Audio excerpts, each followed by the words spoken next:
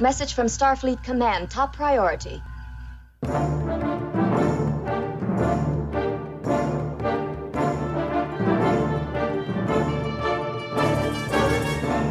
You are listening to the TrekRanks podcast, a member of the Tricorder Transmissions Podcast Network. This is episode 162, featuring the top 5 one-off relatives. Welcome, Star Trek fans. I am Jim Moorhouse, and I'm the host of the TrekRanks podcast, and tonight we are getting off again on our ongoing series of one-off topics. Tonight it is one of those deep-cut topics that you're only going to hear on TrekRanks. We're doing top 5 one-off relatives.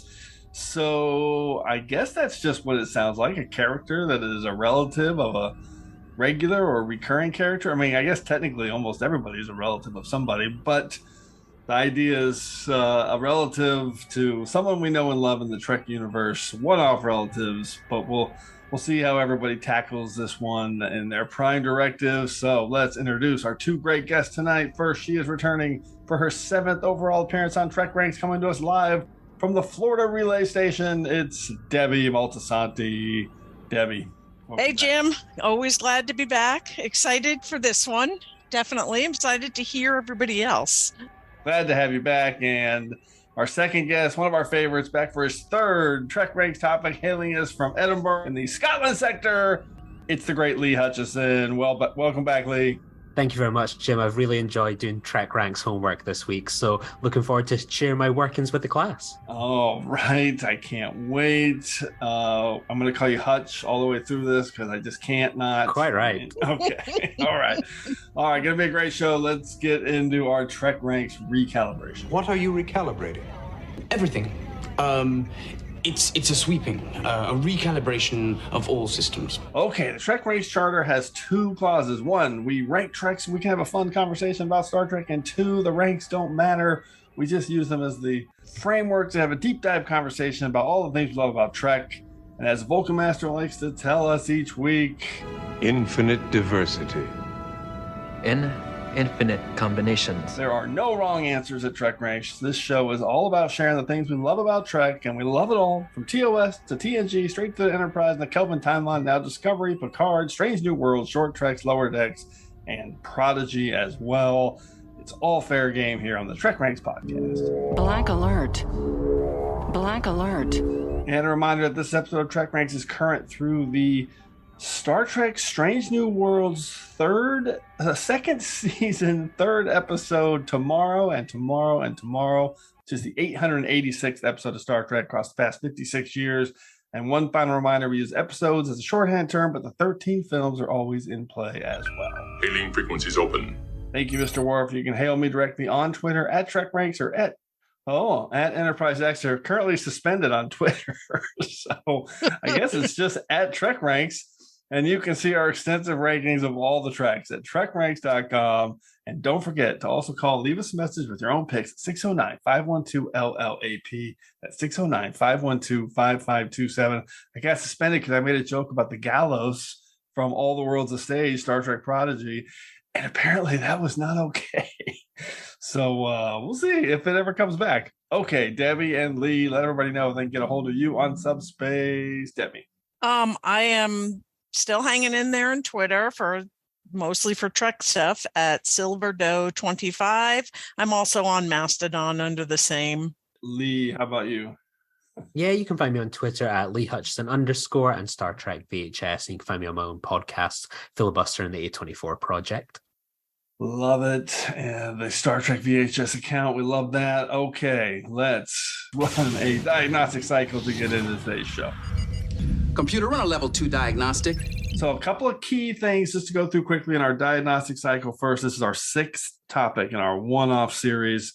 Previously, we've done one-off villains, heroes, romances, Klingons, and guest stars 1.0, because we're going to do that one again because there's too many guest stars. And so now we're doing relatives, and we're going to try and be pretty strict in how we're defining one-off appearances. We always try to do that. Which means exactly that. Any character that's appeared in Star Trek just one time. So do your research, and we'll hopefully get a perfect score tonight on our 15 picks, but who knows? And the rules are made to be broken. Like what counts? Is a if a character's in one episode, but then there's a photo of them, another episode, does that count? Who knows? And of course, with this one, you could probably maybe get a little creative in defining exactly what a relative is too. So let's get into our prime directives now and see what our two panelists did. Do they know about prime directive? They know everything I know, sir. And you're about to know everything we know about our prime directive. So Debbie, let's start with you. How did you break it down? I know you didn't have a lot of time to prepare for this because I got you in on short notice. So how'd you look at this? I made a really long list. I started to I had to do a little cross-checking. I found a couple of my picks were actually, unfortunately, 2 offs. So I had to swoosh them off. And as I was narrowing it down, I just decided my prime directive in solidarity for Star Trek Prodigy. All of my picks are kids.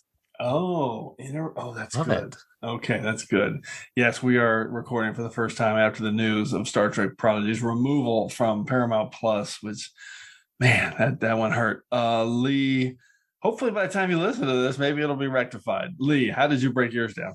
Yeah, it was one of those ones I kind of went with like taking it on face value at first and kind of going through all the relatives that have appeared. And then I started to kind of just sort of think, taking a step back and thinking, what actors have had a significant other, parent, a daughter, a child, what have you, be involved in Star Trek in some capacity. And it's one of those ones you kind of think about it a lot. There are regulars like, say, Roxanne Biggs-Dawson, who had Casey Biggs, who was in it for significant periods of time. You have someone like his name just completely has escaped me right now, but Leonard Nimoy's son directed a couple of episodes of The Next Adam. Generation. Yep. That's the one. So you start thinking through that, and then you're like, right, really need to narrow it down. Who has been the one and done?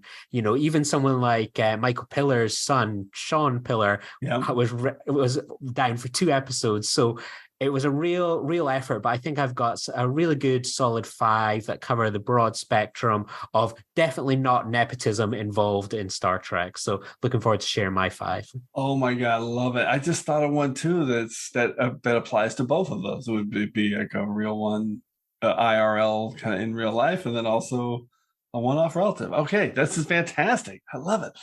Okay, so my prime directive was a disaster. It was all over the place. I had thoughts of doing like different types of relatives, like 5 distinct types of relatives. And then I thought, well, maybe I can narrow it and only do like siblings and parents. And then I was thinking like, well, what if they're not relatives, but they feel like relatives and they kind of talk about them as relatives? So I kind of ended up with a mix of all that. And I had some real obvious ones and a few deep cuts. And I just ended up kind of picking the ones that I felt like covered the most ground and had some interesting actors and some deep cuts. And some heavy hitters. So it is all over the place. So it sounds like we're all kind of on 3 different tracks. So this is going to be fantastic. Let's do this. Third Ramadicon, introduce us to the order of things. I am a Jem'Hadar. He is a Vorta. It is the order of things.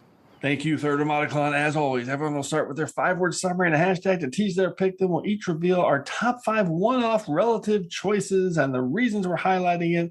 And of course, everyone will pick an episode to associate with that pick.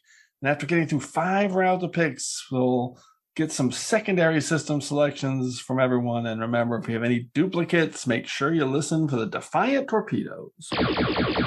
Okay, Debbie, we're going to start with you. What's your number 5 pick for your top 5 one-off relatives? Okay, and my number 5 pick in my TrekRanks tradition, I'm doing a little bit of a cheat here, but I'm going to get it out of the way first. My 5 words are, he's operating within established parameters, hashtag surrogate son, and my relative is Timothy from the TNG episode Hero Worship. Oh, yeah. I've been going through it. I started a TNG rewatch before the 3rd season of Picard, and I didn't get all the way through. And I've just been in season 5. And I really, for the duration of this episode, like Data really falls into the parent role with this poor kid who's had a tragedy. And, people always complain that, oh, kids on Star Trek, they don't act very well. You know what? I think this kid was fantastic. I just think he was great. And also, Sir Patrick directed this episode. Oh, right. Huh. You were attempting to recreate the Dakaran Temple of Kural Hanish? Isn't it great? See, there's the big hallway the teacher told us about. And that's where everybody came in. That's where they stood, and that's where the altar was. What do you think? Do you wish a frank evaluation? It lacks the harmony that characterized this particular temple, and the Dakaran culture in general. You hate it. No, I am not capable of hatred. Can't do anything right. You are making an unwarranted extrapolation. I was merely offering an aesthetic analysis of this particular model. The base appears quite sturdy. I just love Timothy. I love the head tilt. I love how he is trying to deal with his trauma and just takes on the android persona, and Data just like really, really helps him. I just love this kid. Yeah, I love this pick. I didn't think of this, and I actually kind of like this episode. It's mid-tier and TNG TrekRanks. I find it to be a little bit underrated, and I really like the conclusion is just fantastic when Timothy's on the bridge and he's like reciting kind of how they're making the same mistakes they were making on his other ship before it got destroyed. Warp power to the shields. Warp power to the shields. Yeah, I remember them saying that. Right. Yep. It was. I thought that part was really good. And also the whole, like, this kid, for like the majority of the episode you didn't know, but he carried with him that he thought it was his fault because his arm hit the computer panel, and that's that's tragic for that kid. He lost his actual parents, and then he thinks that he was responsible for the ship, getting destroyed. And Data's just amazing with him. He really is just amazing with him. Yeah, the kid, he does a good job. Lee, what's your take on hero worship and Timothy? Yeah, it's an episode. It's always an episode I think back on of like mini me, to be honest, where when I was a young kid, for some reason I found that tilt quite easy to do, and for some reason I remember just being this kind of very geekish child every so often doing that Data tilt that we would obviously see carried through in Picard as well, and just being like, God, I am quite lame, but I can't help but pretend to be Data. Like, he was a character that I admired. He was knowledgeable. He was interesting. If you're a young kid, he's someone that you can kind of relate to as you're trying to navigate your way through the world. So yeah, it's definitely an episode where I can definitely see a bit of myself in that character, I must admit. Yeah, I like the way you described that. That's exactly why I think it's a little bit of a hidden gem. I don't know. I like watching this episode. It's good. Works for me. I love it. And it's a great deep cut pick for one-off relatives. Really smart. Okay. Lee, what is your number 5 pick? Yeah, so my 5 words is Voyager to the Far East, #occupation forgiven, so onwards. And it's Keegan Delancey who plays Q in Q2 Voyager. So definitely one that blends the two. But the reason I wanted to pick this one out is I don't particularly think it's a great episode by any stretch. I find the performance a bit mixed, but I was listening to, and it was brilliant timing, I was listening to an interview with him this week on the Delta Flyers podcast, the podcast Robert McNeil does with Garrett Wang. And they came to review this episode, and then they had an interview at the end with Keegan Delancey and John Delancey. And it was about 45 minutes just talking about the episode and life since. And it was something when you kind of follow Star Trek, whether you watch an episode, dive into Memory Alpha afterwards. I remember years ago hearing about how he went on and worked in sort of the US Foreign Service, the American State Department in the Middle East, Far East over the years. And, didn't think much more of it than that. And it was really fascinating to kind of hear his story kind of articulated in this interview. And what I loved about it is that we often talk about for Star Trek fans, how influenced a lot of us are perhaps in our career. And obviously it's undeniable the influence Star Trek has had on STEM, and women in tech and women in space and everyone, so many people that get involved in these things talk about how Star Trek's influenced them. He had a very similar approach where he was this child actor. He'd been in Ally McBeal.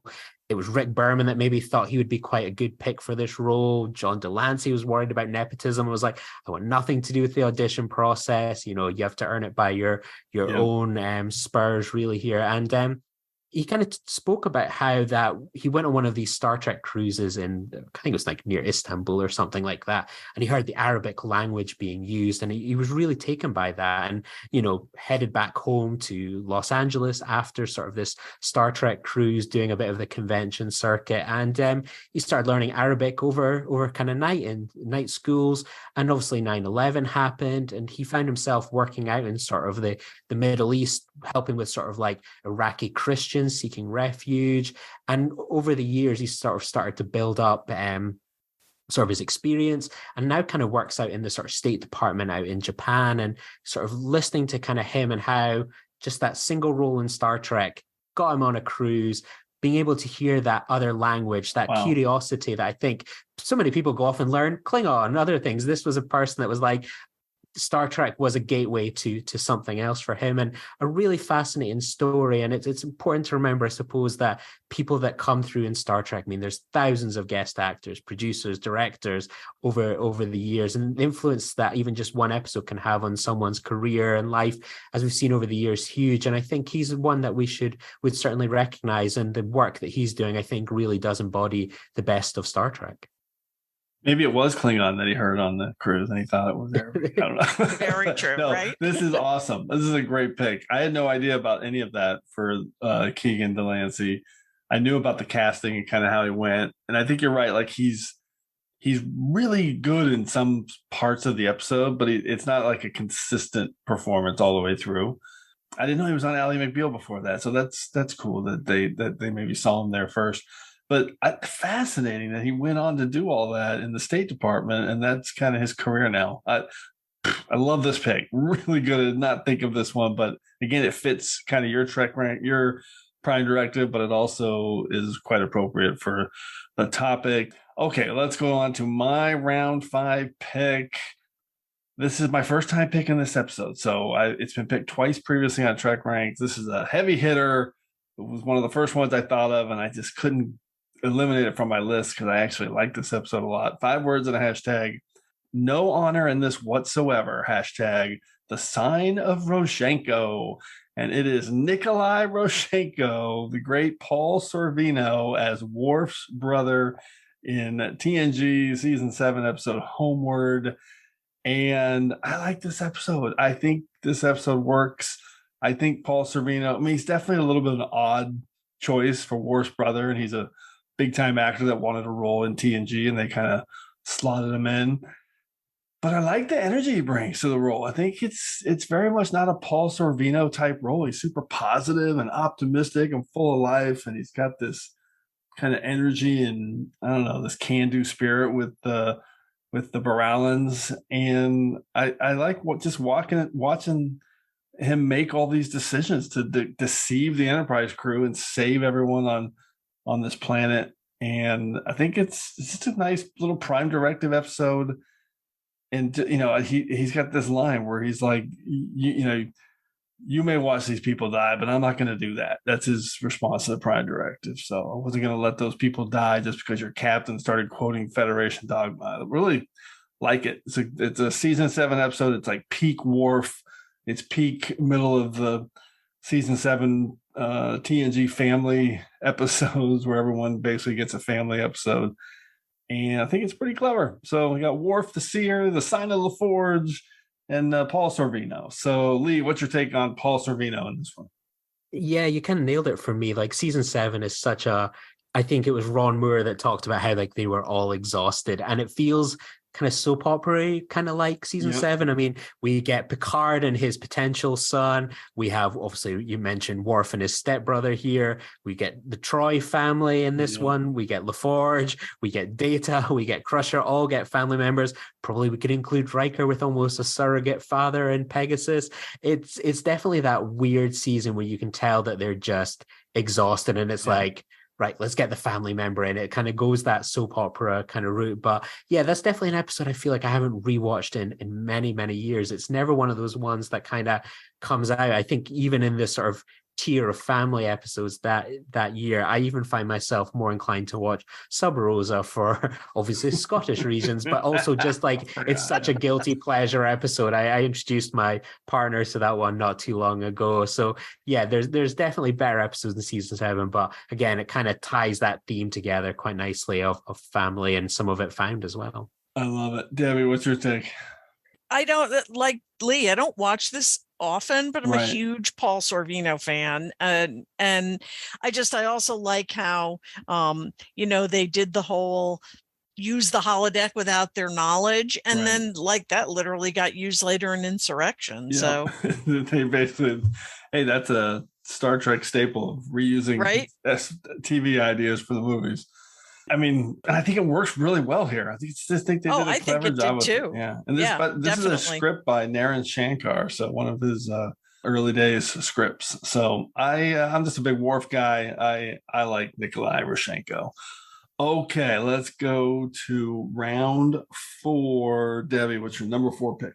My 5 words are coffee black, make it yourself. # young Delancey nails son. Oh, there we go. There's Q Jr. Fire up the torpedoes. Make it yourself. So, Lee, you literally said like everything I was going to say, because I too listened to that interview on the Delta Flyers. I really like that podcast. I really have enjoyed it because it's really cool to hear Robbie and Garrett kind of talk about all the episodes from their perspective. And like they talked about, like, because I guess, they have the memories, how much they really liked working with, like, that it was John Delancey's son and this, that, and the other thing. They talked about a couple of the things that they thought were cringy in the episode, but they both rated it really high, and like they also take an average of some of their higher Patreon people who kind of didn't rate it as high, but they both really, really enjoyed the episode. So I do like the Delta Flyers, because especially Robbie McNeil has really developed a renewed love for the series, where I don't think that he self-admits that after he was done, he was kind of like, all right, Star Trek, I'm done with that. And now he's kind of into it. The other piece is that LeVar Burton directed that episode. Oh, wow. Yeah. That's another one. This is, we got 3 really good mid-tier episodes on this show so far. Hero Worship, Homeward, and Q2. So it's like, all right, any final, by the way, the Delta Flyers podcast is great. Any final thoughts, Lee, on Keegan Delancey? No, I think that kind of sums up everything. I think it's always interesting when you think back of, like, you wonder what it must be like of, like, see if, you're a perfect example of this. It's a shame your character didn't have a relative in Star Trek, whereas, like, what must it be like when you go on and you have a career, you travel the world, you do these things, and you can say, like, oh, by the way, I was in one episode of Star Trek. Would you have that as like a dating profile prompt? Would that be your icebreaker? Would it be someone in the office going, yeah, I'm going to catch the new Star Trek episode. I'm not too fast. Oh, did you know my dad's Q? Did you know I was in an episode? And what that must be like. It must be such a unique position to have had a career and a life separate to this one thing that you did all the way back in like 2000. I can't imagine what that's like, Jim. Imagine for Keegan saying, my dad's Q. Holy crap. And I was too. Yeah. Or maybe you could start a Twitter account and call it Enterprise Extra. And then it's gone. Goodbye. Okay. Let's go to Lee. What's your number 4 pick?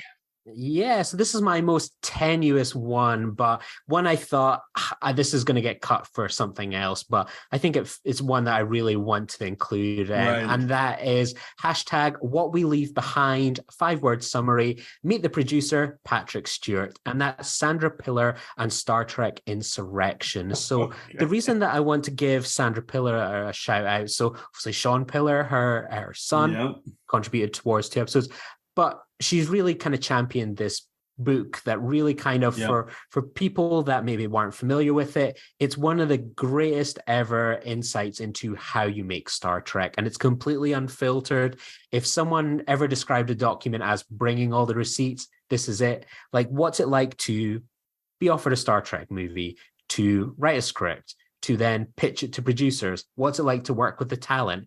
How does a film come out in the wash? Like, for some, Star Trek Insurrection is one of their favorite films. For some, it's a middling one. For some, it's maybe one of their worst. But what I love about this film is what I find out from that book. And it's a real kind of holy grail. I mean, for years, it was one of these things that was just basically a glorified PDF that was just kicking around on any sort of website. You know, you would kind of mention, have you ever read Fade In? And God, what was Patrick Stewart like as a producer? And God, I mean, how great could have Insurrection have been? Almost one of those great what if Star Treks, for example. And I think one of those things that Michael Piller has left behind an incredible legacy and Star Trek, just in terms of the episode, but, you know, his involvement, the writers that he brought through. I mean, he would be a Mount Rushmore potential face in my Star Trek world. But this document and this book, that you can see why Paramount didn't want it published. It's quite harsh on Paramount. It's very harsh perhaps on Patrick Stewart. And I think it was actually on one of the most recent TrekRanks where some of the hot mess elements of Picard you could probably put on Patrick Stewart, the producer, who he maybe doesn't get Picard as well as other people do. And it's just a great insight into how Star Trek is made. And the book is out there in sort of like kind of unofficial version. But I mean, Sandra Pillar has been championing this, you know, got it to be published, got it to be this book. And despite the fact that it's a kind of unofficial book, you know, the StarTrek.com website interviewed Sandra Pillar. She could talk about the book and sort of the experience. And, you know, obviously Michael Piller died not long after this. And, you know, if for leaving behind something that people can take and learn from dealing with large film corporations, talent, etc., how to write a film and what are the amount of compromises that you need to go through. It truly is one of those holy Bibles. And I think Sandra Pillar deserves a lot of credit for keeping her husband's legacy alive in so many ways, because it truly can be inspiring for a new generation of writers. I love it. That's a great way to shout out Michael Piller with Sandra Pillar, also the mother of Sean Pillar, like you said. I have this book. I haven't read it. I really need to read it. So it's Fade In. I was going to say, I need to get it. Yeah, the name of the book is Fade In. It's pretty, I think it's self-published by her. Yeah. There's also a PDF still kicking around on the website, contains like the original script and everything. But yeah, it's quite an expensive book. It's officially one of those maybe sort of like educational textbooks, but it's called Fade In, the Making of Star Trek Insurrection. And truly fascinating. And by the way, pretty sure that was Alex Perry on Weekly Trek talking about. That's the one, yes. How some of Patrick Stewart's choices were kind of highlighted in that book as like, oh, well, maybe that didn't actually work out too well. Debbie, any thoughts on Sandra Pillar, Star Trek Insurrection? This is a great deep cut to highlight Michael Pillar's work too. I love Insurrection. I haven't read it. My feedback is I'm frantically searching the internet right now. So here we go. It's out there. All right. I will close out round 4. This is a deep cut. It's another one I'm picking for the first time. It was picked once before in our Enterprise Guilty Pleasure episodes by Heather Kirby. 5 words and a hashtag. From Warp 5 to Transporters, hashtag like a father to me. And this one is Enterprise Season 4 Daedalus. And I am picking Emery Erickson, who's like a second father to Jonathan Archer. Because I definitely thought about picking Henry Archer as a pick.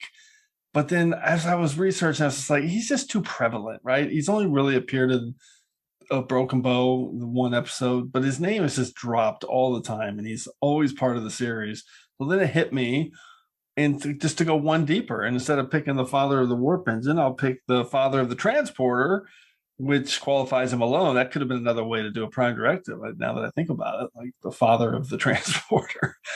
But Jonathan Archer, just grew up with him and described him as a second father to him. I didn't know that the manifestations would be dangerous, believe me. You want me to believe you? I want you to help me. Quinn was like a brother to you. You were like my second father. You should have trusted me. Daedalus, not a popular or great episode by any stretch. There's a lot of cool themes in it, and there's some interesting stuff going on, but just doesn't all quite come together. But I do love the great actor Bill Cobbs, who plays Emery Erickson here. He's been in a million things through the years. He passed a year or two ago, House of Cards. He was in All Fly Away. And of course, he's in a wheelchair in this role and really serving this kind of Richard Daystrom role as a young phenom who invented the transporter, but hasn't really followed it up with anything. And he's trying to he's trying to get his son saved from subspace while lying to everybody about this new transporter in the works. Anyway, great character, interesting actor, and none of it really works all the way through, but I like the relationship with Archer and Archer's father. Debbie, what's your take on Emery Erickson and Daedalus? I definitely agree that, especially coming off of some of the episodes that were prior to it, it was kind of a letdown, but I always like the history of, that's one of the things I like about Enterprise, is like how they wind in the history of certain things that are now commonplace in our part of the universe. So I get that the episode was kind of disappointing, but I still kind of like it. Yep. Any hot takes on Emery Erickson, Lee? No, it's one of those ones I remembered at the time, sort of like Manny Koto kind of talking about season 4, and it's like, and we're going to learn who invented the transporter, and you're like, right, yeah, I'm in with that, because like it kind of felt like, it was a unique way to kind of do that, and it felt like this was someone that was like embracing that prequel concept. We kind of got in those early episodes, here's the phasers, here's the tractor beams, etc., etc. But this was one that I think everyone was like, if you're going to do a prequel series, let's find out about the transporter. And while the story might feel a bit kind of, we've been there, done that before, I think in kind of Next Generation, it was still very interesting. And it's one of those ones, I think it's so much of the things that we see invented in Star Trek and that have been created and designed are often by white male scientists. And I think it was nice to have some representation in this as well, of sort of Black people involved in sort of Starfleet and science and creation as well. And there was a nice little bit of representation in that kind of, again, sort of what are the fundamentals that we associate with Star Trek. And I think that was a nice bit there. Yeah, it's such a good idea for an episode, but it really didn't end up being about that really in any way. It's kind of a mishmash of horror and kind of a little bit of a thriller. So, okay, let's go to the soup round 3. Deb, what's your number 3 pick? I think I can handle some soup. Round 3, let's see. 5 words, dreaming about starships and adventures. Hashtag Picard's uncle. And it is Renee Picard from TNG season 4, episode 2, Family. I love it. I love Renee. I love how he sneaks up. I love how the little uncle-nephew thing goes throughout the episode. Oh, good Lord. A highwayman. A what? Highwayman. It's a robber who attacks travelers, but none have been reported in this vicinity for centuries. But I'm not a robber. Oh. I'm much relieved, sir. I know who you are. Then you have the advantage. You're my nephew, Jean-Luc, from the Starship Enterprise. Then you must be my Uncle Rene. I'm not your uncle. It's the other way around. Too bad. I rather enjoyed the idea. I love how this episode really closes out Best of Both Worlds, and it never ceases to amaze me that Gene Roddenberry highly objected to this episode. He didn't like it. He didn't want it made. He didn't think it was Star Trek.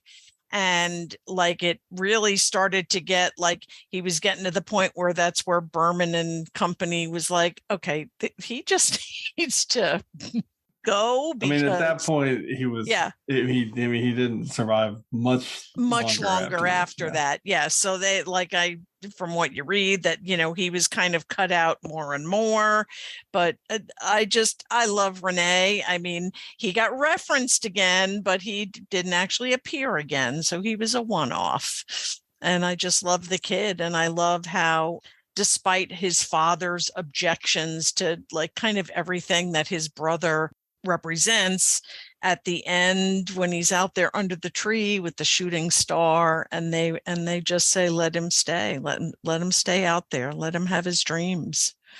So, and this is, I eliminated this one from my list just because of kind of the murkiness of the Nexus scenes and all the generation stuff around Rene Picard as well. It's just so sad, him dying off camera is kind of like a plot propulsion device, because he was such a great character. He was so strong in family. But was one of the kids like his nephew along with his kid? I think, or no, maybe it was photos. It was the photos. He appeared in the photo book. That's what it was. But it wasn't for him. It was some other actor. So it didn't look like him.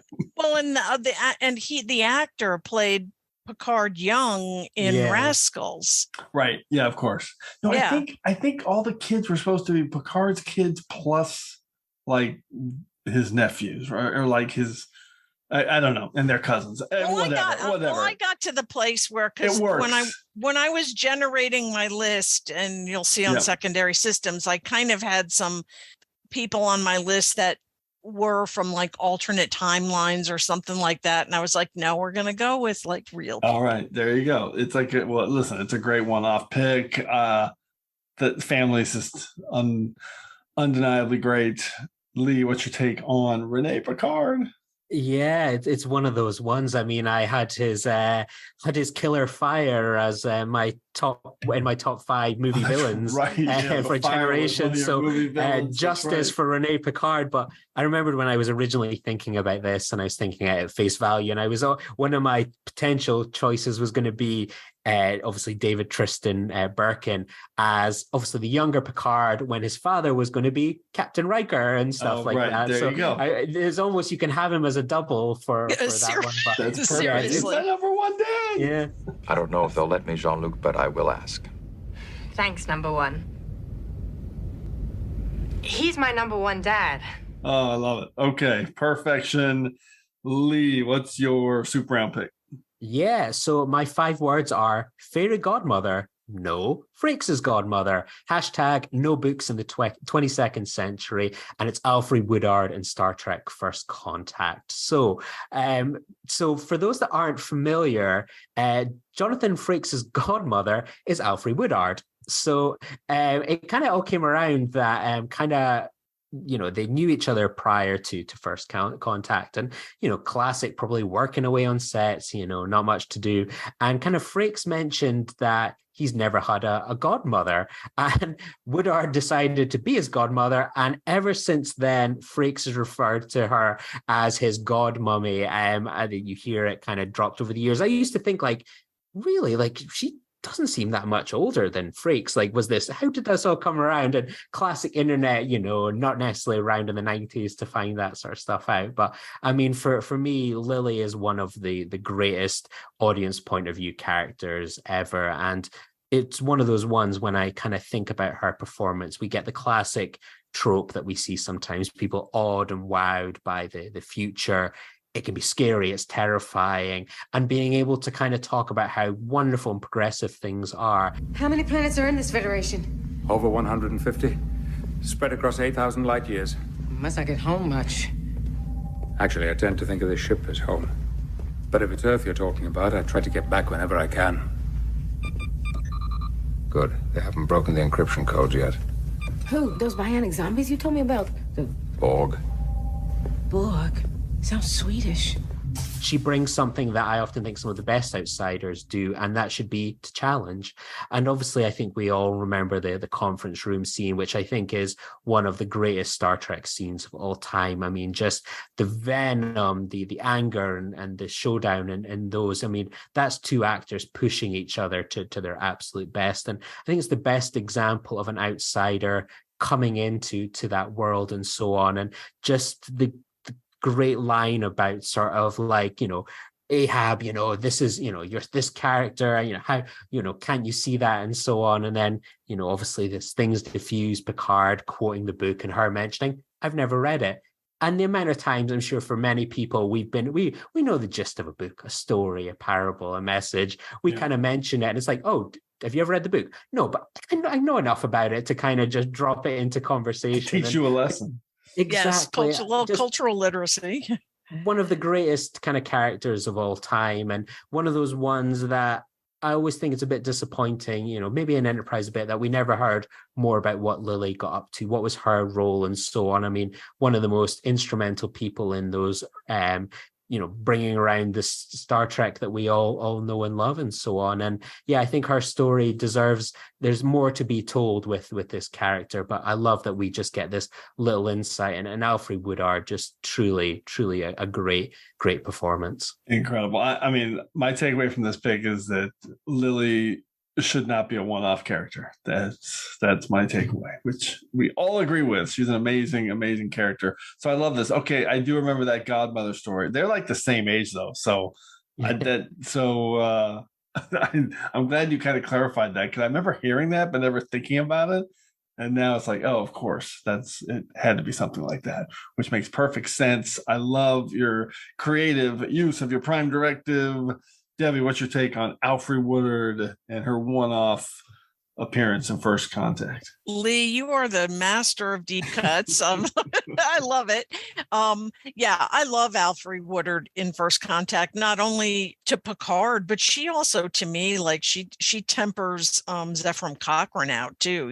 Like you got to remember, like that was his right-hand person in the whole development of the warp drive and everything. So she's a fantastic character. And it's one of those ones, I think she becomes a bit more, what the tropes that we see with her in that film, like in Picard, so many people love to tear this guy, look through him, maybe kind of don't think he's all this big legend. I mean, I just kind of think about some of the kind of scenes where like he's just shot down Ensign Lynch and she just kind of looks at him, just kind of like, he's serious. Like just when he goes, oh, this was Ensign Lynch. Oh, too bad. Yeah. And it's just like this guy that we've built up that's the best of us all and so on, and she's just looking at him going, really, you've just killed this guy, in complete anger and aggression, and he's one of your guys. She sees through things in ways that I think we see more of in Picard. Her legacy continues in that respect, I think.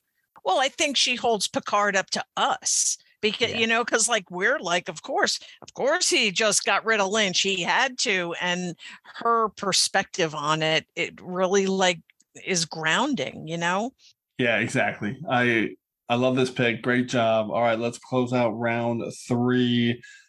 This is okay. So I picked this one on another one-off episode. Like it was a while ago, though. It was like maybe 30 or 40 episodes ago, but I have to do it again with a little bit of a spin. 5 words and a hashtag.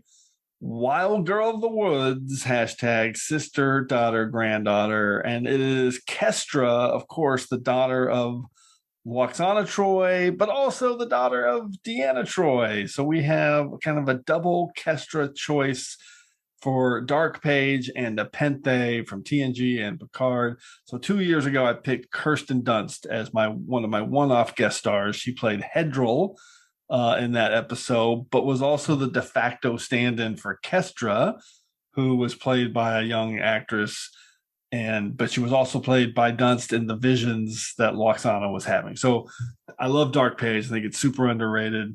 I love the reveal of Kestra as the older sister of Deanna. But that's kind of the base of my pick. My real pick, of course, is the one time we got to see the incredible Kestra Troi Riker, daughter of Will and Deanna, granddaughter of Lwaxana. and sister of Thaddeus, played by Lulu Wilson. Incredible performance, incredible episode. It's a bummer that we had this amazing Picard season that was all about parents and their kids and what we give them and leave them, and we couldn't fit in Kestra in that, which is a bummer. But so one-time appearance from Nepenthe, and I still say Kestra's deconstruction of Data is one of my favorite things in Star Trek, and certainly in that series and New Trek, that he could do all these amazing things, but in the end he just wanted to play the violin and learn to ballroom dance. Kestra, Troy Riker. Debbie, what's your take? When in Picard season 3, in that moment when Riker had been captured, and I had that, that split second of like, is it going to be both of them? When it was Deanna in the cell, right. I was like, please let it be both of them. And I was like, darn, because I love this character. I wish we had seen her again. Yeah, I wish that she wasn't. I wish she wasn't qualified to be in this topic. Right, exactly. Lee, what's your take on Kestra? Well, when Star Trek Legacy comes along, this will make this choice redundant because I'm sure we're bound to see her again. But it's one of those ones that has to be given a shout out. I mean, it's such brilliant child acting, and I love just sort of as she just kind of looks up to, she's like, "Oh my God, I'm meeting Data's daughter. Can you bend steel?" And it's like, it's that childhood innocence of like, physical strength and interest in that. And, again, just such a lovely kind of performance and so on. And a really richly brought to life child that's not annoying, not kind of falling into some of the tropes that we expect with sort of Star Trek children and so on. A real lovely performance, and a credit to the actor. Well said. That's exactly what she pulled off. Just an incredible performance. Okay, round 2. Let's do it. Debbie, what do you got? My 5 words are thank you for my life, # I will feel it for the both of us. And I could not have a list without Lal from TNG season 3, episode 16, The Offspring. What can I say? Data creating his daughter, every bit of that episode, there were things that were so poignant, there were things that were funny with her, with the trying to catch the ball and the arm going up later and going after Riker in the in 10 Forward, which by the way, Frakes, it was his first time directing. Yeah, it was his first directing. And it just is incredible. And then just kind of like the side note too, that there was something about when they were in 10 Forward and Lal was asking about when she sees the 2 crew people kissing or whatever, and Whoopi Goldberg petitioned for, it was supposed to be, well, when a man loves a woman, and Whoopi petitioned for the line change to be when 2 people. Even so, I just love the inclusivity, and like that's Lal all over the place. I love how she was referenced in Picard, that she was in there along with B4 and Lore in that Data thing, like that Lal was in there as well. I just love her. That's all. And they had that great opening with Lal where they are picking their own gender, right? Yes. Yep. Klingon male and Dorian female, human male, I think were the other ones. I am unable to correct the system failure. I know. You must say goodbye now. I feel. What do you feel, Lal? I love you, Father. If we didn't have an assume-type android on this list, something was definitely going wrong, especially with Lal, who was high on my list. So I'm really glad you picked her. I wish I could feel it with you. I will feel it for both of us. Thank you for my life.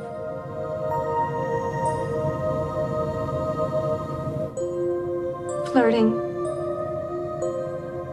Laughter. Painting family. Female. Human. She appears twice, because I did look it up.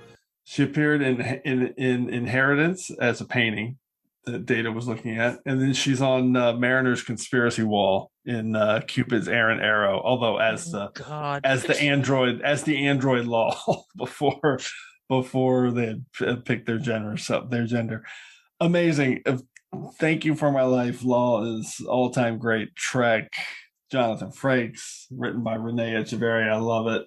Lee, what's your take on the Offspring? It's a beautiful episode, and I love how that carries through. I mean, Next Generation could be a bit hit or miss when it came to continuity, but I remember just sitting there kind of watching Star Trek Picard episode 1 for the first time, and I was lucky enough to see it in a cinema, and just that moment where I think it was Picard that said it, like, Data wanted a daughter and so on. And, you know, for many people that are maybe coming into Picard knew, okay, sure, someone can have those dreams and ambitions. But for those of us that were there almost, I guess, 20 years earlier in 1990, it was one of those ones that just felt all the more richer. And they didn't need to say Lol's name, but we knew as audiences, and that really struck a chord. Yeah, that was really well done at the start of the Picard series. Okay, fantastic choice. You can check that one off the list. Lee, what's your number 2 pick? So my number 2 pick is hashtag Alexander Delarge and Siddig.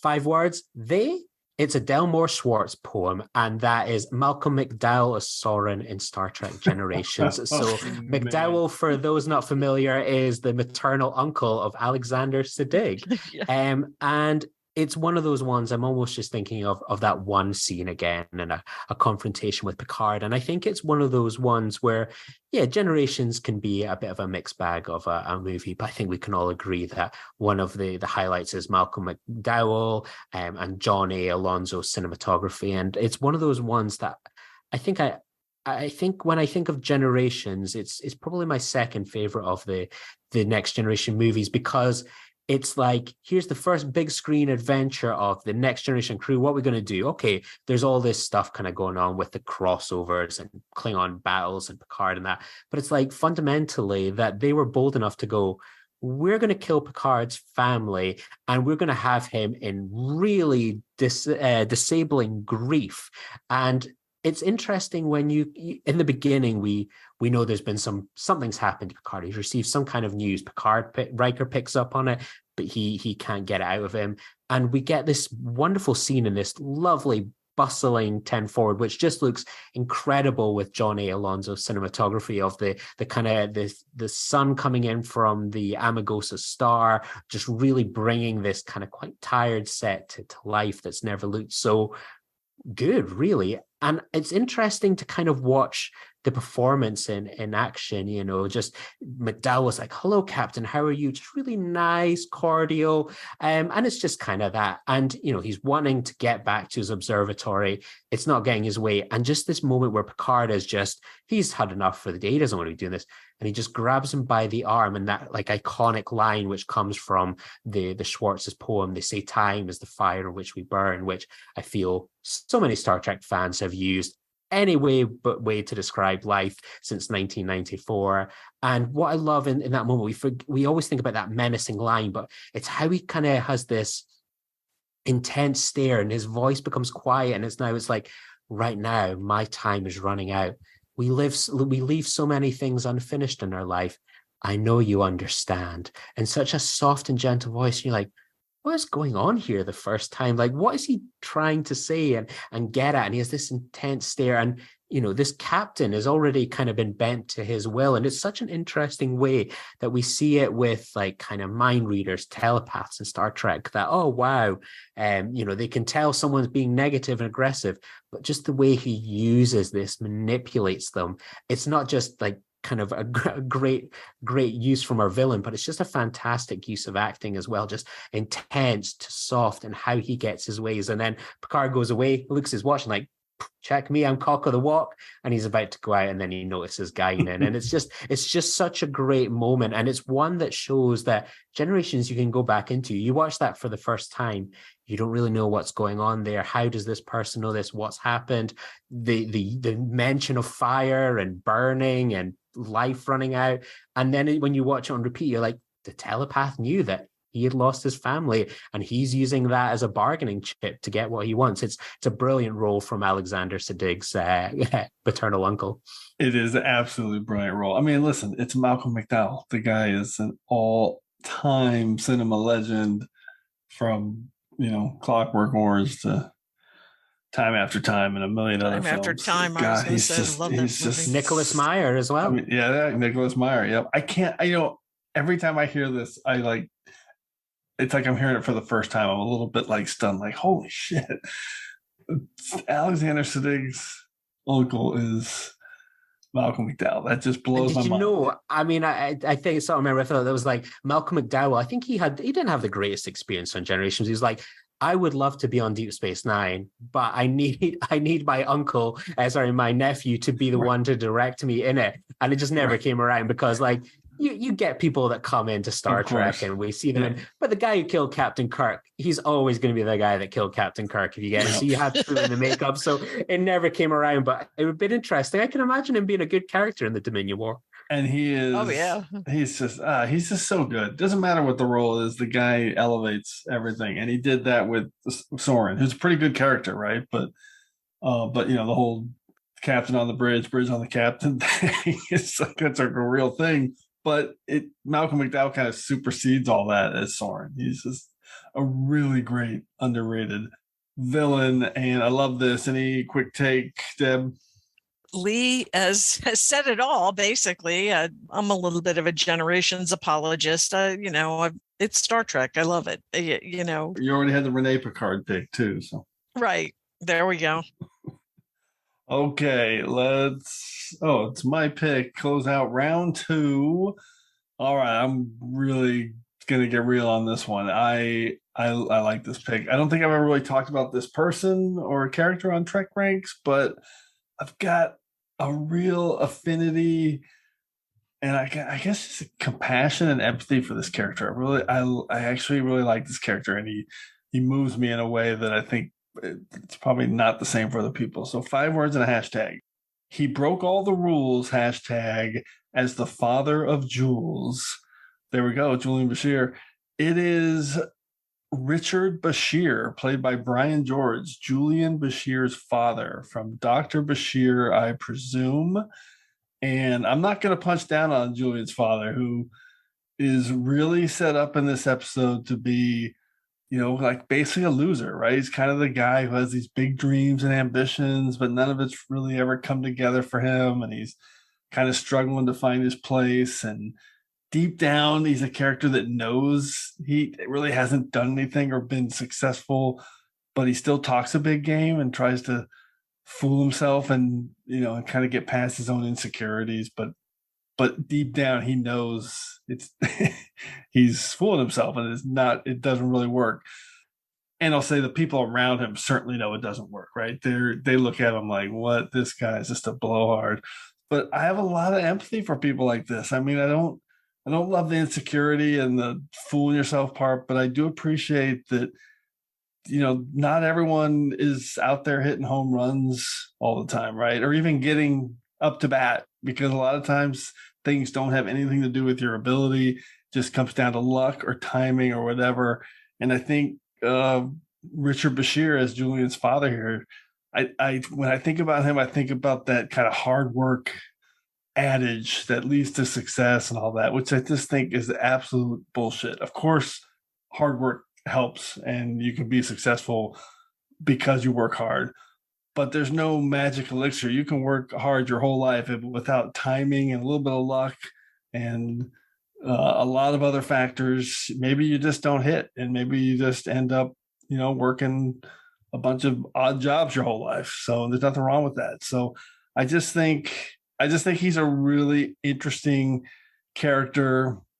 And I know I feel like he's that kind of guy that just got a good heart, worked hard, tried to provide for his family. The genetic manipulation of Julian aside, which is obviously a choice, but I don't know. I just think he's an interesting, in-depth character, and I see him that way, not really as kind of the butt of the joke or as the loser, the third-class steward. And Brian George is a great actor, great character actor. He's been in a million things over the years. I love it. So, Lee, what's your take on Richard Bashir?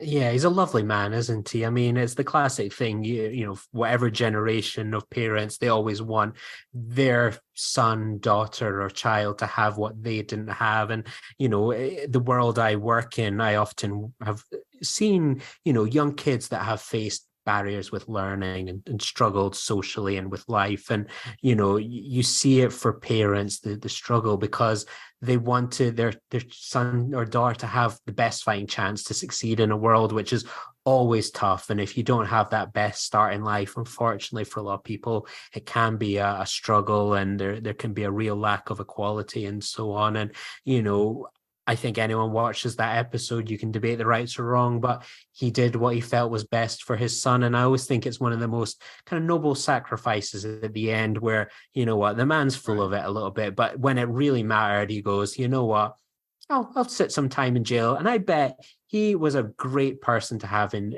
jail alongside. And I bet he learned so much and stuff. And I always, like, my headcanon is the Dominion War kind of kicked off a few months later, and they probably just let him out nice and early anyway. So it was probably there for no time at all. Good stuff. Working on his landscape architecture. Deb, what's your take on Julian Bashir's father?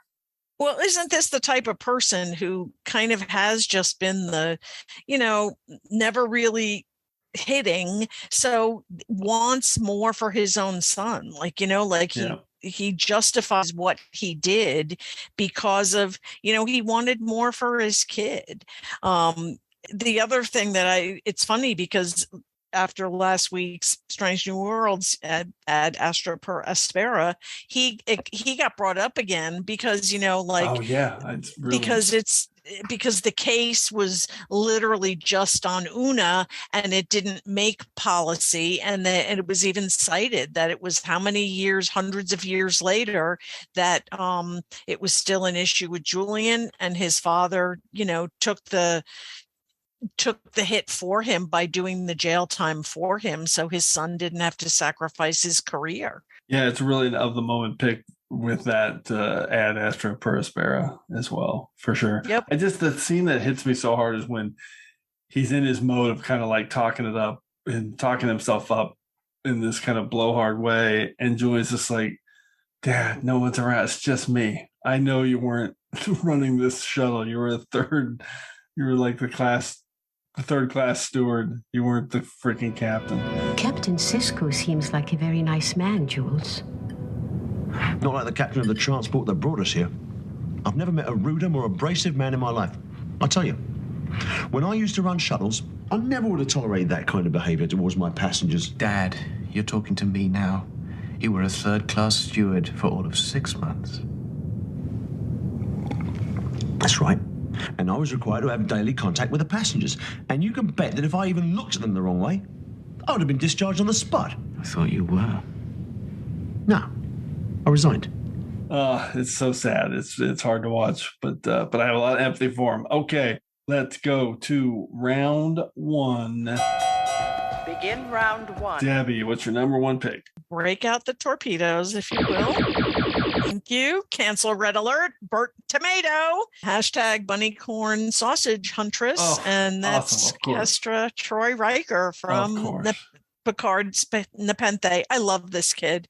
I just love this kid. She is so much empathy. She just is, you know, she is holding the little crossbow on them, but then says, oh, I never would have shot you, I'm a pacifist. And she has the childlike fascination over Soji, and in the same way, like, also helps her because Soji's in this kind of crisis thing because she's just figured out that she's not who she thinks she is. And I think in large part due to Kestra, she starts to like begin to trust again and all that type of stuff. And then I can't even, you know, she's the one at the end who breaks out her little thing. Old Captain Crandall, who they think is a nothing, is the one who identified where they need to go. And it's Kestra who, you know, she's under the table texting them, you know, and he comes up with what they need. I love Kestra. I wish we had seen her again. Yeah, she's amazing all the way through. Lulu Wilson, just incredible performance. And what else can you say? There is, I'll probably drop a soundbite here of something she says. That's fantastic. Sure. All the languages, everything. So I just good. love it. You know a lot about Data. My parents served with him in Starfleet until he died. A long time ago on a ship called the Enterprise. Picard was the captain. My dad said he was the greatest Starfleet captain ever. It seems weird to make an android with mucus and saliva, but I guess Data would do it like that.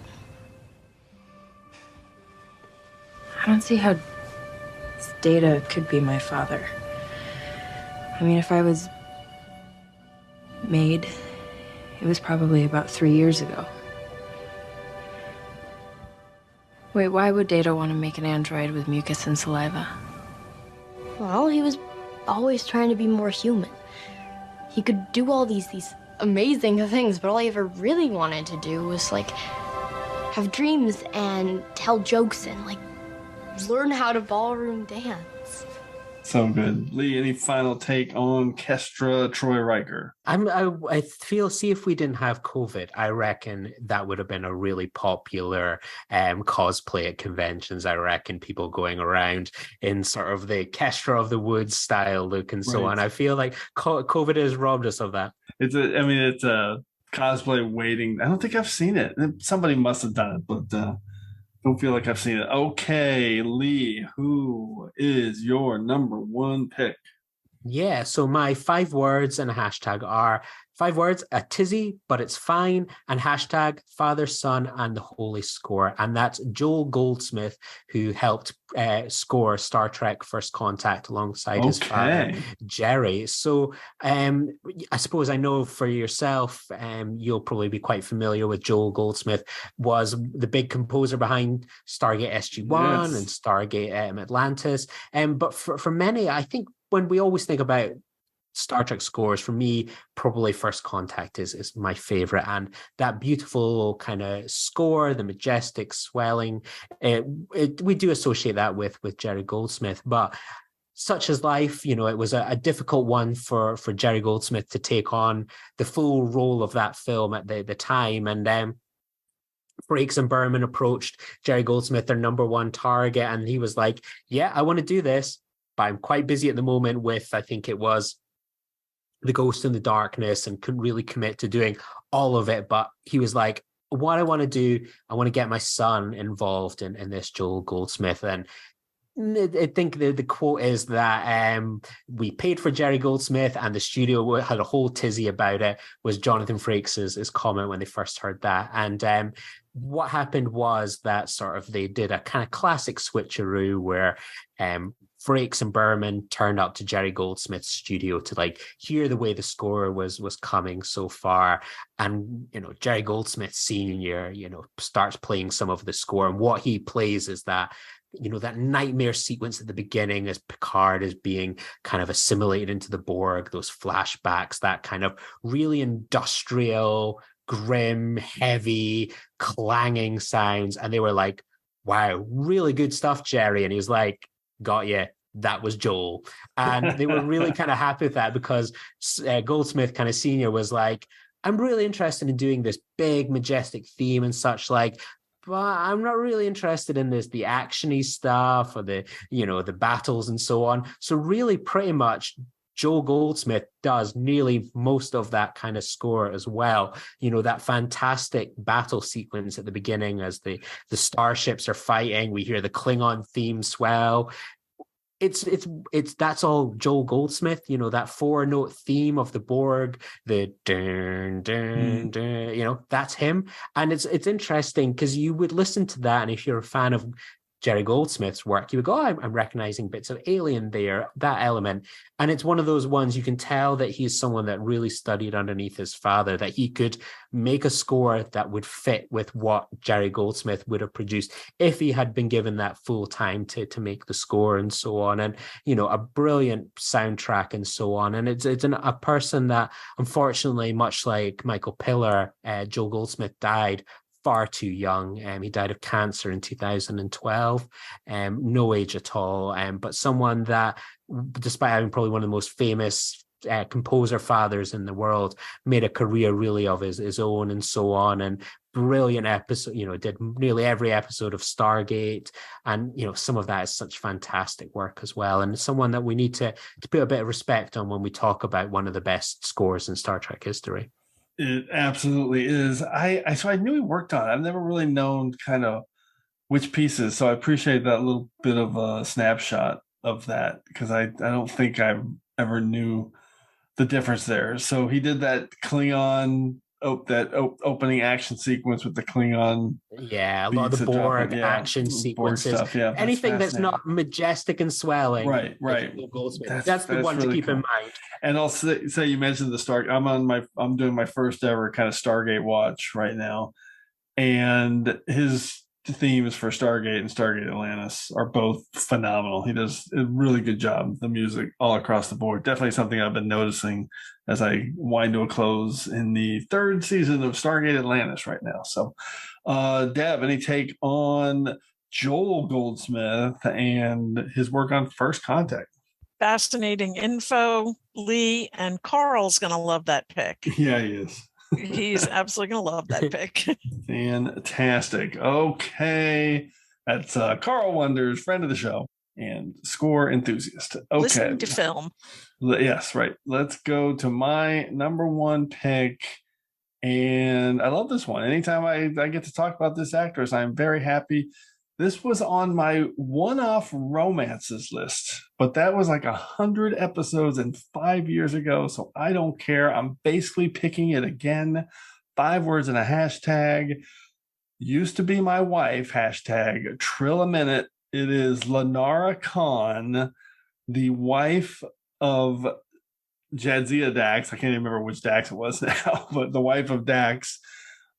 In Deep Space Nine season 4 episode 6 rejoined, and this is another one I thought of right away. I just think this is a cool way to look at one-off relative Lenara Khan, the former wife of Dax, and I just think the chemistry between these two actors, Susanna Thompson, who is the shout out, the actor I love to talk about, she's great in everything.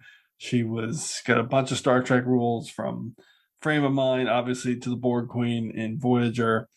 Yeah, she's 11. She's a legend. And yeah, just the two of them together, when it's you just feel it when they're together. You just feel their energy, and Terry Farrell and Susanna Thompson just did a great job. I'm just rooting for them when they were on screen. I was all about it. So she's amazing. Susanna Thompson, incredible. So yeah, I wanted to pick Lenara Khan again.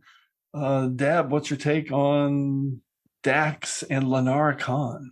Fantastic pick. Deep cut. I didn't even think of this, but that's a terrific pick.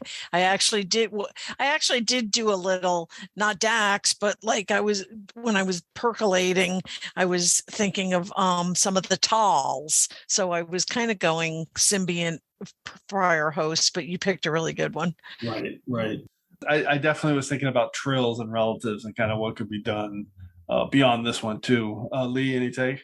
Yeah, and I really love that episode. It's just genuinely heartbreaking, and I always enjoy when people get that little mention. I think we spoke about some earlier, but I like that just like offhand line in sort of in Purgatory's Shadow, I think it is, where they're, or is it by Inferno's Light? One of the two, where they're like, oh, we're looking at kind of sealing the wormhole, and Khan is kind of looking into this one at the Trill Institute, and you're like, yeah, I get that. Nice little reference where it's just didn't need to even be mentioned. They could have just been some generic Starfleet scientist, and they're like, no, this ties into something that you might not have remembered from all the way at the beginning. Like, so much of that, we remember the romance and the relationship there, but actually she was a really good scientist looking at stuff as well. So yeah, nice little touch there that keeps her alive. Didn't even pick up on that. Yeah, no, that's one of those fun little Easter eggs they drop. Oh, never. And I love that two-parter. Like, it's a comfort food two-parter for me. Let's see what you can do with the secondary systems. Fantastic. All right. Let's get into some secondary systems picks. Debbie, what just missed your list? Kind of the rest of the rest of family. So I thought of Robert Picard and Marie Picard, Kyle Riker, Worf's stepfather, Sergei Rozhenko, because he was only in the one. He was only in family. Helena was in two. Yeah. I actually thought about Maurice Picard from season 2. Like he was always like Picard always didn't speak well of his father, and then when you find out what he was dealing with behind the scenes, he also appeared in Tapestry. Did he? Just yelling at Picard in like one scene, but then I like kind of eliminated people who ended up being in other timelines. Karina Sisko, Jake's wife. Oh yeah, and Linus Paris. Tom's that's a really good one. Yeah, and all the before and after kids. I almost had Andrew Kim. He was a late cut. Yeah, like he was kind of on there. And my other last minute cut was Jill Ora, Gul Madred's daughter from Chain of Command. Oh God, that would have been rough. Yeah, that's a good one too. Yeah, she was only in it. That's for a like great 2 deep seconds, cut. That little girl. Yeah, the little girl who was in there while Gul Madred was torturing Picard, and he was like, "How do you let her in here?" And all right, those are good ones. I like that Andrew Kim shout out. Listen to all the Asians on Star Trek. They just brilliant episode. That one. Yeah, it's really. I love that episode. Yeah, really I do. Fascinating. Lee, how about you? Any secondary sisters? Yeah, I went with Amanda Plummer's father, Christopher Plummer, who had a little small role in Star Trek 6, The Undiscovered Country. How did that not make your first list? Oh my God. It was one of those ones I really wanted to put that one in, but I was like, it's gone really heavy with the movies. And I was like, it was between him and Sandra Pillar. And I was like, no, Sandra Pillar deserves her little moment. So and always you go deeper when you can. I also went with Daniel Stewart, The Inner Light, and a little kind of known co-writer on episode of Voyager that is called Prophecy. So the story came from Larry Nemechek and J. Kelly Burke, aka Janet Nemechek, who was the co-story author of Prophecy. So those were my backup options. Okay, I love that Daniel Stewart one. That's one that from The Inner Light. That's a good one. That was on my secondary systems pick as well. Probably my toughest cut was not going with The Inner Light. And even Aline from The Inner Light is really, really strong. Oh, I loved her. Picard's wife. So, all right, the rest on my list were, I love Ben Vereen as Geordi's dad in Interface. It's a rough episode, and he's only in one quick scene, so I didn't pick him. I like Travis Mayweather's mom, Rihanna, in Horizon. Oh, yeah. And she was really good in that. The brother was kind of a little bit more rote, kind of cookie cutter character, but I like Horizon. And then actually one of the big ones I thought she would get picked was Data's mom, Juliana Tainer. I thought of her. You could really have done a whole season 7 of Next Generation. You really could have. You could have just done. Seriously, I had two season 7 picks. So, Fanula Flanagan, amazing as Data's mom, and then I listed off all the Picard family members I didn't pick. Renee, both Renees, although you couldn't really pick her. Robert, Maurice, Yvette, but most of them appeared in a kind of a second reference or appearance. And then the Esri Tegan and her murderous brother Norvo and her Orion Syndicate working brother Janelle and her annoying mom Yanis, but they're all too annoying to choose. And my special shout out, I really wanted to pick him, talk about him all the time. He's one of my favorite characters, is Eric Sung, from the Augment trilogy on Enterprise, but decided that a 3-episode arc is just a little too much for a one-off shout out as one of Data's long, not lost, but relatives that help kind of map his creation. Okay, incredible. I knew we'd have, this is an awesome topic. Let's get into our regeneration cycle. I got some awesome picks, stats to recap here. Computer, activate regeneration cycle. Alcoves beta and gamma. Okay, Debbie, recap your picks. At number 5, I had Timothy from Hero Worship, TNG. Number 4, Q Jr. from Voyager's Q2. Number 3, I had Rene Picard, the boy from TNG's Family. Number 2, I had Lal from TNG's The Offspring. And at number 1, I had Kestra Troy Riker from Picard's Nepenthe. Love that pick of Timothy. So you had 3 from TNG and then 1 each from Voyager and Picard. And Lee, break down your 5. Yeah, I've gone for Keegan Delancey, the son of John Delancey from Voyager Q2. Sandra Piller, the wife of Michael Piller, the mother of Sean Piller for Star Trek Insurrection. Alfred Woodard, the god mummy of Jonathan Frakes in Star Trek First Contact. Malcolm McDowell, the uncle to Alexander Siddig for Star Trek Generations. And Joel Goldsmith, the son of Jerry Goldsmith in Star Trek First Contact. Fantastic. So you had 4 from TNG, all films, and Voyager. So, which is your wheelhouse. You always, we had you on the movie villains, right? Yep. Yeah, and somehow it always circles back to the film street, which I love.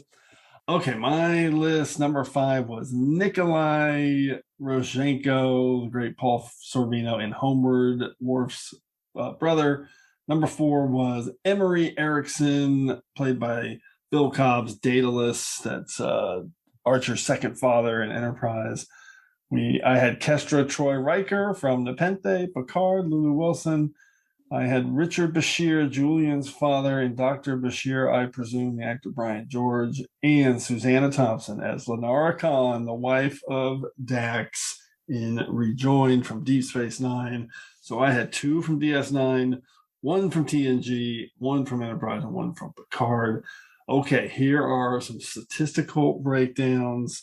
We had 2 duplicates, so that seems about right in terms of some of the big ones out there.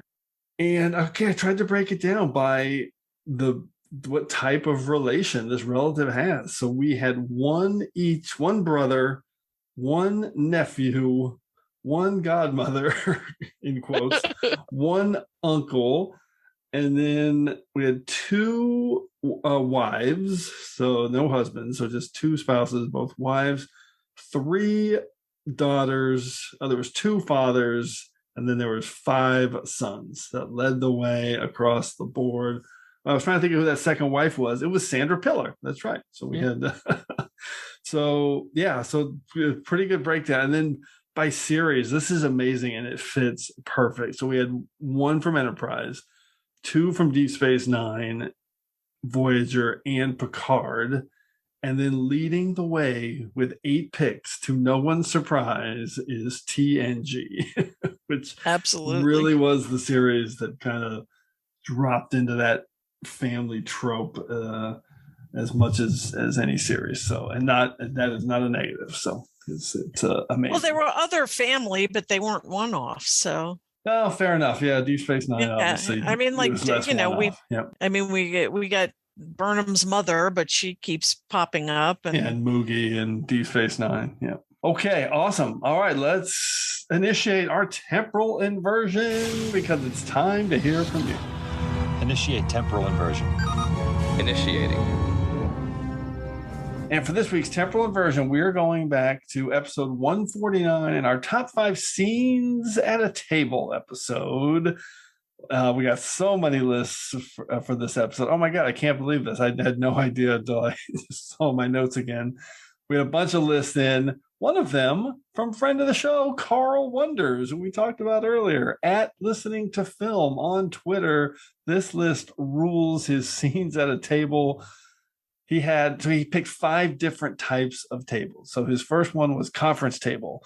Picard's FU to the Cardassians, hashtag, we will be watching. It's TNG's The Wounded. He says a fantastic episode ends with Picard calling out Gul Macet, saying he knows Maxwell was right all along and turning his back on Macet. Love that pick. He had number 4 was coffee table. Every word cloaked, small dozens, hashtag closet space. It's Deep Space Nine's call to arms. And it's O'Brien, Dax, and Rom discussing mining the wormhole and Rom's kind of upcoming wedding. I don't have enough closet space. Oh, so God, good. I love that. So good. Number 3 is a Replimat table. He wants Federation Medical Secrets. Hashtag no, he wants to F you. And it's the introduction of Bashir meeting Garrick in past prologue from Deep Space Nine. So I'm going to read that again. He wants Federation Medical Secrets. Hashtag no, he wants to F you. That's his, that is incredible. All right. Number 2 is a dining table, eating foods lost to time. Hashtag Museum of Lost Histories. Oh, it's Voyager's Year of Hell. And the dinner scene with Anarix, Chakotay, and Paris. And his number 1, of course, a poker table. Thought I might join you. Hashtag if there's room. Of course, it's all good things. And the amazing end of TNG. And now, of course, that takes on a whole new light with the ending of Star Trek Picard as well. Oh, that's right. 100%. He has a secondary systems pick. This is awesome. From the Mark of Gideon. Dutch angles and plexiglass tables. Hashtag elevate the scene. And there is this amazing scene. He said, I don't have much to say about the scene itself, but the director's decision to shoot up at Kirk through a clear glass table has always stuck with me. And that is a memorable shot. Okay, amazing list from Carl. Love it. So once again, these picks more than enough to clear ourselves from this week's temporal inversion. So as always, I want to thank everyone for all the great responses to the TrekRanks podcast. Please keep your list coming to me at TrekRanks on Twitter so we can retweet them.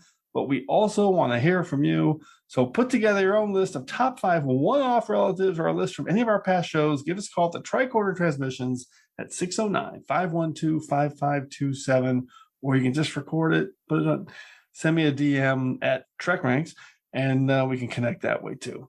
So hopefully we'll hear from you so you can be featured on the next episode of TrekRanks. And on the next episode of TrekRanks, we are doing a really cool topic. It's one of those topics that can go in a million different directions, but it's guaranteed to be enlightening, I think.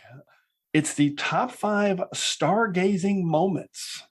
Oh, you could pick Renee Picard once again. So Renee Picard is obviously, that's a big one. So we'll see if that one comes up. But there's a lot of ways you can think about stargazing. I've got a couple of different ways I'm going to be looking at this. So Debbie and Lee, if you had to choose one stargazing moment that is not Renee Picard at the end of Family, what would you pick? When we get to go on board the Stargazer for the first time. I'd call it like stargazing. That's what we do. Absolutely. That is absolutely in play. The Stargazer is in play for something called stargazing moments. Debbie, what's your take? I'm going to go in an opposite direction. I am going to say the disappearance of all the stars when Burnham enters the wormhole at the end of Such Sweet Sorrow. To go to the future at the end of season 2. Yep. Yeah. Oh, that's a great pick. I love that. Super cool. Okay, this is going to be a cool topic. Some of the different things there. We're actually going to do that one with Swapna Krishna, who's got a new book out called Stargazing. So that's going to be awesome. Okay. Channel closed. Reset. Subspace communication. Scrambler code Riker 1. Scrambler code Riker 1 acknowledged. Okay, we're going to close this episode out with a huge thanks to Debbie Moltisanti and Lee Hutchison. It was awesome having you guys on the show. Fantastic list. So any final Trek Scrambler codes, either one you want to relay before we depart? Debbie. #, save Star Trek Prodigy and RIP Enterprise Extra. There we go. Thanks, Jim. I love being on TrekRanks. I have a good time. Lee, I learned a ton from you, and thanks for the book recommendation. No, it's my pleasure. Thanks for having me both. Thank you, Lee. Awesome. Don't forget to follow Lee at Filibuster, his podcast, and Star Trek VHS tapes, which is an awesome account. Okay. And finally, I want to thank everyone again for engaging with us again here on episode 162 of the TrekRanks podcast. As always, I want to close by saying I'm looking forward to standing with you again here in this place where I belong. He's biting that female. No, he's not biting her. They're pressing lips. It's called kissing. Why are they leaving? Well, there are some things your father's just going to have to explain to you when he thinks you're ready.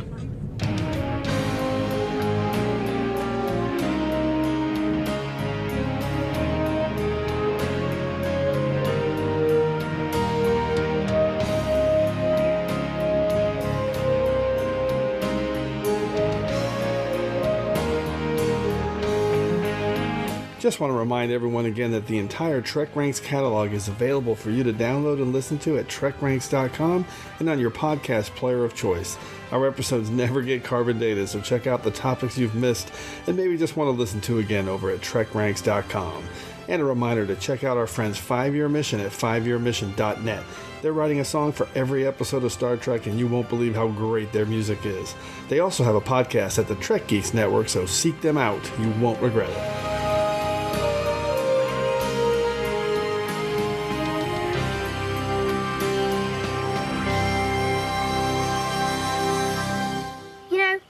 Seem so arrow,